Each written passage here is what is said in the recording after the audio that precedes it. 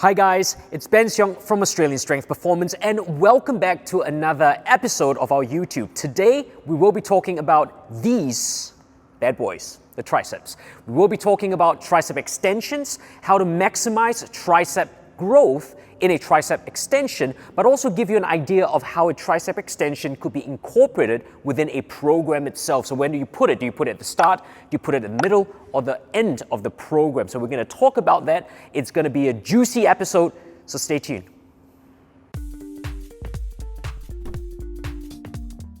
You walk into the gym on arms day and you see someone perform a tricep extension just like this, swinging their hips, moving through a minimal range of movement and just kind of focusing on the number of reps that they're counting. So what's really wrong with this tricep extension?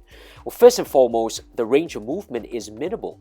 I'm not extending my arms all the way as I could, and I'm really, in this particular movement, cutting short the range of movement that will recruit my triceps maximally.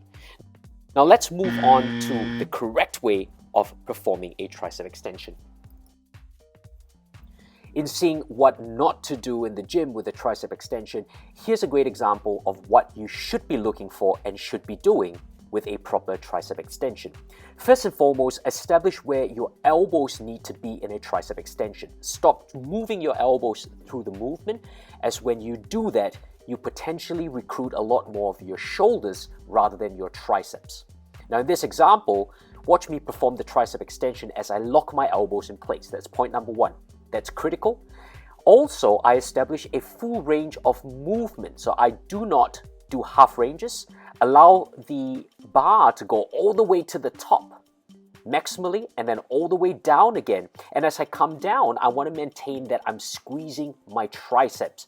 Now, my goal here is trying to break the bar. As I aim to break the bar, I recruit the inner head of my triceps, which really helps to add mass onto the entire tricep itself.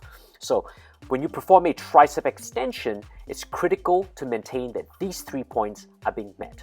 Firstly, maintain that your elbows are locked in, establish a full range of movement, and at the bottom, aim to break the bar, holding a pause there if possible and maintaining a maximal squeeze.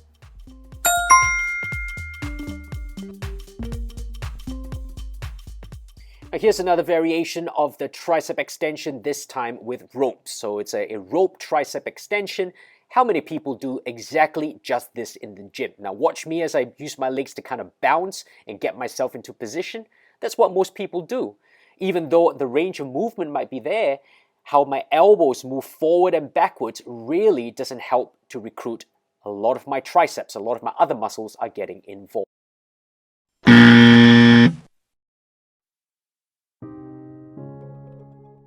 When you're performing a rope tricep extension, the important factor to consider in this exercise is the use of the rope itself. Now obviously the key points that I've mentioned earlier, which is keeping the elbows fixed and the full range of movement, is extremely important in any tricep extension activity. But with the rope particularly, watch me as I aim to split the rope apart at the bottom, and even as I move to the top through its range, I keep the rope heads apart from each other.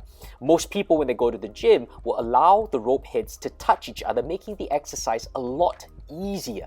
My goal really is to continue to hold that split between each head of the rope, even as I go to the top. This allows tension on my triceps.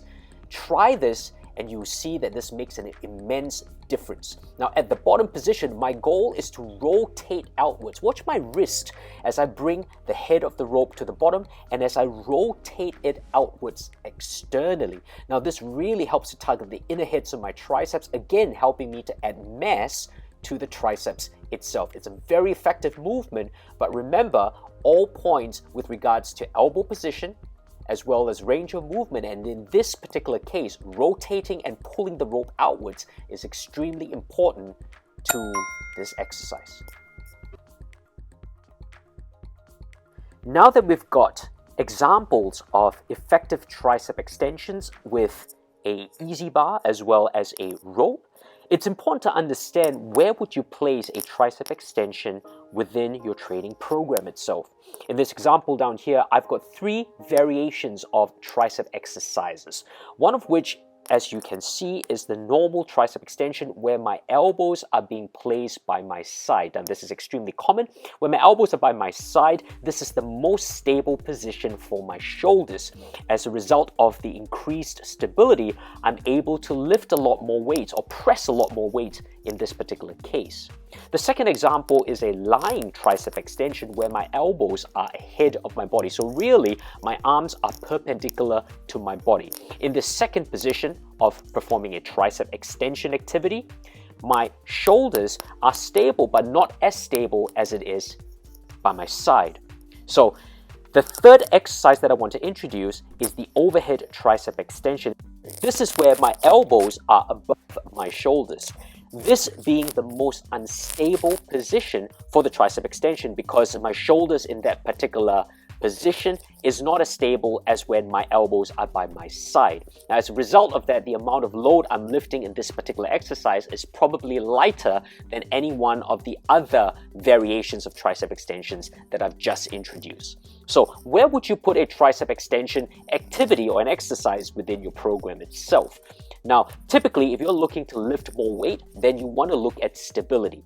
If you are going to be doing a tricep extension at the end of your workout, you want to maintain that you are the most stable to lift the maximal amount of weight to fatigue your muscles out. You probably do not want to do an overhead tricep extension at the end of your program where you are already fatigued, because if that's the case, there is a higher tendency to injure yourself and potentially pinch your shoulders, because that is the position where you are at your weakest. So I would typically put the most stable tricep activity, which is the one where my elbows are by my side, at the end of a tricep program. And again, if I want to increase the instability of the movement, expect that the load I'm going to be lifting is a lot lighter. That activity, typically I'll put it at the start of the workout. Why? Because I can focus a lot more of my nervous system drive to stabilizing my shoulders and lifting a good amount of weight. So this is how I will place the different tricep extension activities in order within the program itself. Now, something like a lying tricep extension, you can put it in the middle of the program, you can put it at the start of the program. Again, I probably will put the most stable tricep activity at the end of the program. Now, I really hope this gives you an idea of where to place your tricep extension movement throughout your programming itself. So I really hope that you've taken away these 3 juicy tips from today's session. Remember again, the first one is optimizing your range of movement. Too many people do it incorrectly. The second is knowing how to use a rope correctly to be able to maximize tricep recruitment. And the third is the positioning of your elbow when it comes to a press and when do you put it in programming. So use these tips wisely, use it well, and learn to grow those horseshoes on your tricep. Now, if you love the education that you're receiving from videos like that, make sure you tune in to our online education platform, learn-asp.com, and that's where you would find a whole heap of seminars and online education that you'll be able to extract information from to learn and grow. We'll look forward to seeing you there or in our YouTube channel. Continue to support us and see you soon.